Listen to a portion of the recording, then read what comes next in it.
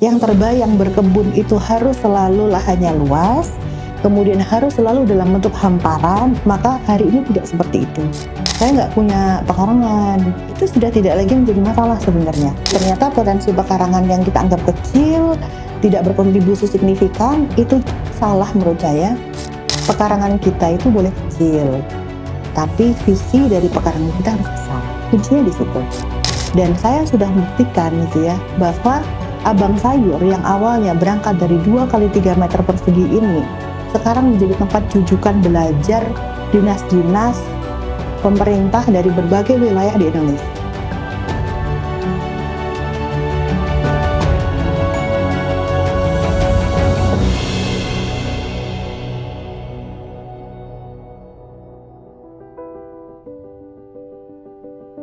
Perkenalkan, nama saya Diah Rahmawati Wicaksana Ningtyas. Saya dari Kelurahan Cemor Kandang, Kota Malang, Jawa Timur. Aktivitas saya sehari-hari tentu ibu rumah tangga dengan pekerjaan sampingan sebagai direktur di Abang Sayur Organik dan ketua di P4S Bumi Malang Lestari di Kota Malang, Jawa Timur. Saya terjun di dunia pertanian, khususnya pertanian organik, itu sebenarnya sejak 2011. Jadi 2011 itu saya mendahului kegiatan pertanian saya dengan berkhidmat pada sebuah kelompok wanita tani di Kelurahan Cemor Kandang. Kemudian vakum ya, karena memang kondisi kesehatan saat itu yang tidak mendukung untuk beraktivitas. Dan 2015 mulai secara mandiri membangun Abang Sayur Organik. Ini berangkat juga dari kebutuhan saya untuk terapi kesehatan dengan menggunakan sayur organik gitu. Jadi Abang Sayur Organik ini didirikan memang untuk dedikasi bagi para ibu-ibu yang merasa kesulitan untuk mendapatkan pangan organik ya untuk konsumsi harian, terutama untuk kebutuhan terapinya. Selain melihat fakta-fakta ya, jadi ketika sakit, kemudian saya di rumah sakit itu, perpindahan dari ruang ICU kemudian ke ruangan biasa itu saya bertemu dengan banyak pasien-pasien ibu ya, ibu hamil ini yang juga sedang tidak dalam kondisi yang sehat saat itu. Ada yang ada kelainan di 3 bulan hamilnya dan lain sebagainya. Dari situ kemudian saya tertrigger untuk sepertinya memang setelah saya bangun dari koma ini saya harus membuat sesuatu atau melakukan sesuatu untuk berkontribusi terhadap ibu-ibu gitu secara khusus ya, dengan membagikan pengalaman atau experience saya yang menurut dokter itu kok cepet ya proses recovery-nya ya, dari proses koma kemudian hanya butuh waktu 2 minggu di rumah sakit untuk udah bisa jalan-jalan gitu ya di rumah sakit itu gitu ya, jadi olahraga gitu. Dan ini yang membuat takjub para dokter dengan proses recovery yang cepat itu, dan ini yang ingin saya bagikan kepada ibu-ibu yang lain yang saat itu saya temui di ruang obgyn. Itu banyak sekali ibu-ibu hamil yang bermasalah. Dari situlah trigger saya untuk mendeliverikan produk pangan organik, membagikan kepada mereka semangat organik untuk semangat sehatnya dari produk organik itu sendiri. Kalau kita melihat Abang Sayur Organik ini kan berawalnya dari pekarangan ya, nggak luas, hanya dari pekarangan 2 kali 3 meter persegi saja. Kadang kita itu berpikir bahwa sesuatu itu akan bernilai ketika jumlahnya banyak atau luas gitu. Padahal sebenarnya luas itu dimulai dari sesuatu yang kecil.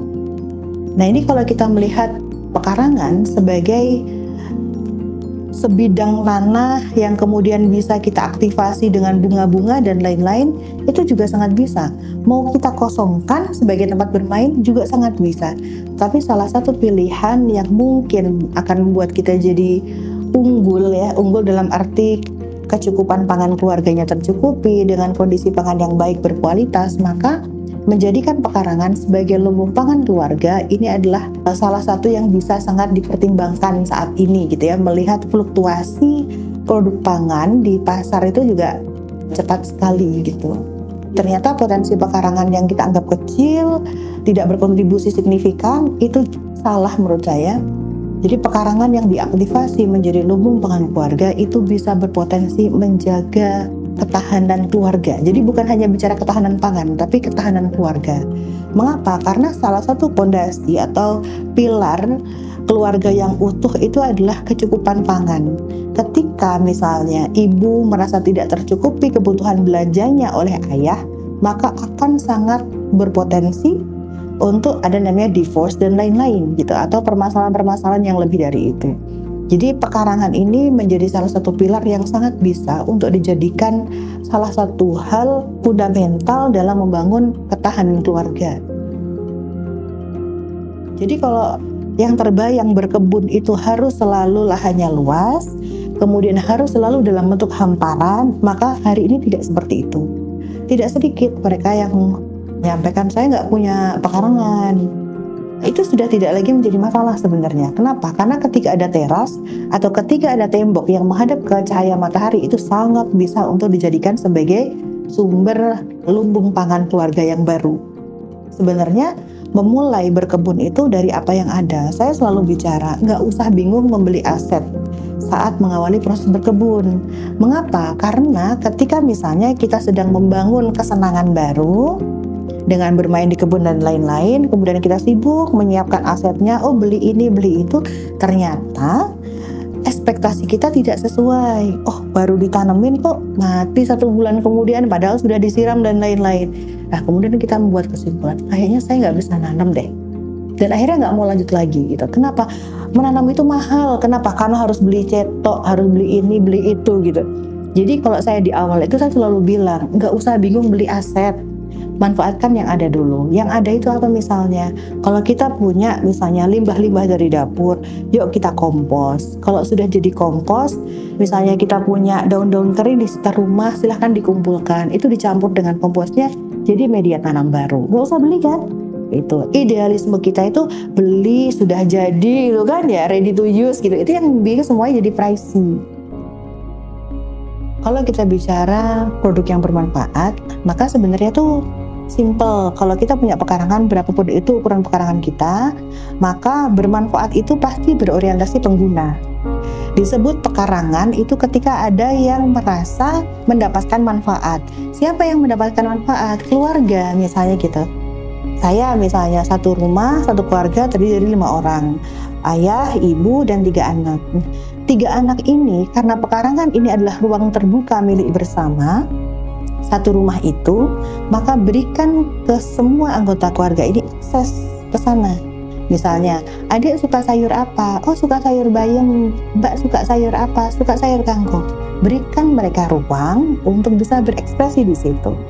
Ya, jadi jangan menutup pekarangan sebagai wilayah ibu, tapi wilayah bersama. Satu. Yang kedua, yang ditanam harus berorientasi pada pengguna. Misalnya keluarga, di-list aja dari yang tadi sudah wawancara ya, ngobrol dengan anggota keluarga, kemudian ibu itu membuat breakdown-nya, ngelis gitu ya, oh berapa kebutuhan bayam, berapa kebutuhan kubis, berapa kebutuhan cabai. Dari situ kemudian kita bisa menghitung, oh ternyata kebutuhan bayam kita ini yang paling banyak. Maka kita bisa membuat plotting dari area kebun kita itu, oh sebagian besar kita tanam bayam.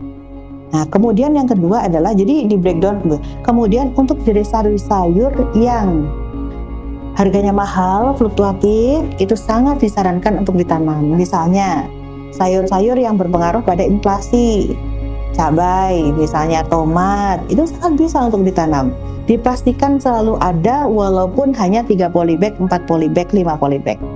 Kemudian sebelum tanaman utamanya panen, maka sudah harus disiapkan tanaman baru biar tidak terputus siklusnya.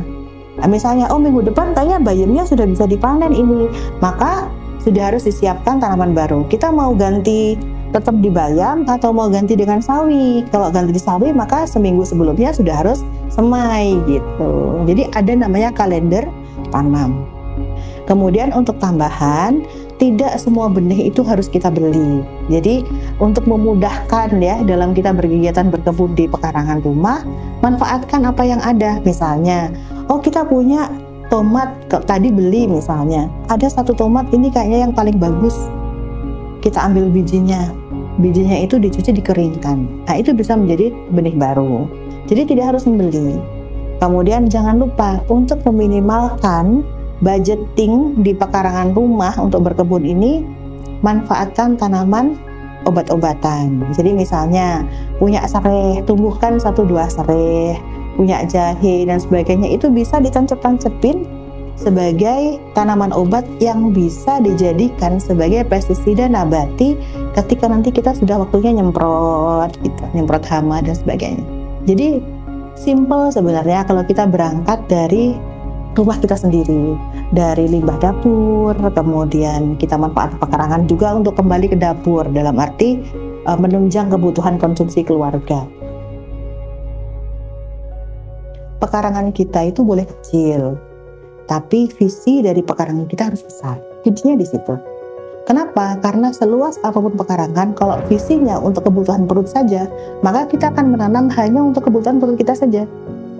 Jadi ini bicara mindset, ini bicara impian besar seorang pengelola kebun keluarga. Jadi kalau kebunnya misalnya, saya nggak punya kebun, saya hanya punya teras, ukurannya hanya 0,5 meter kali 1 meter, nggak jadi masalah. Kenapa nggak jadi masalah? Karena selama ada visi yang lebih dari kebutuhan diri sendiri, maka semuanya akan datang dengan sendirinya nanti jalannya. Bisa jadi tidak melalui pekarangan kita, bisa jadi. Tapi selalu ada jalan keluar ketika visi kita besar. Saya selalu mengingatkan kepada teman-teman para penggerak pekarangan keluarga, visi kita itu harus besar, terlepas dari pekarangan kita yang hari ini mungkin kecil. Dan saya sudah membuktikan itu ya, bahwa Abang Sayur yang awalnya berangkat dari 2 kali 3 meter persegi ini, sekarang menjadi tempat jujukan belajar dinas-dinas pemerintah dari berbagai wilayah di Indonesia. Menjadi jujukan belajar adik-adik mahasiswa dari berbagai wilayah di Indonesia. Kemudian mendistribusikan produk pangannya gak cuma di sekitar kita saja, tapi sudah sampai di Batam dan sebagainya. Artinya apa? Bahwa bisa jadi bukan dari 2 kali 3-nya kita bisa menghasilkan produk pangan yang banyak secara kuantitas, tapi visi yang besar itu membawa kita bertemu dengan peluang-peluang resource yang baru, yang itu sudah ditakdirkan Allah untuk kita lewati ke situ agar bisa visinya besar tadi gitu. Pekarangan itu ruang bertumbuh bersama, tidak hanya bagi tanamannya yang ditanam di situ, tetapi bagi manusia-manusia yang menanam di situ. Jadi selayaknya kita mengisi pekarangan kita itu dengan penuh rasa bahagia. Selayaknya kita bertumbuh bersama dengan ikhlas gitu ya, karena kita memahami mengapa kita harus membuat makanan sendiri di pekarangan kita. Satu, kita jadi sehat karena kita tahu apa yang kita masukkan. Nah ini hal-hal yang mungkin penting untuk kita sampaikan ke setiap pelaku yang akan masuk ke situ gitu ya. Jadi ruang bertumbuh bersama, bukan hanya ruang bertumbuhnya ibu sebagai orang yang memanage dapur misalnya, tapi ruang bertumbuh bersama. Artinya semua punya hak di situ, punya kewajiban di situ untuk menunjukkan tanggung jawab ya di kebun, dan itu sebagai semacam pilot project bagi keluarga tentang bagaimana kita bisa menjaga sustainabilitas pakan sehat kita di rumah tangga.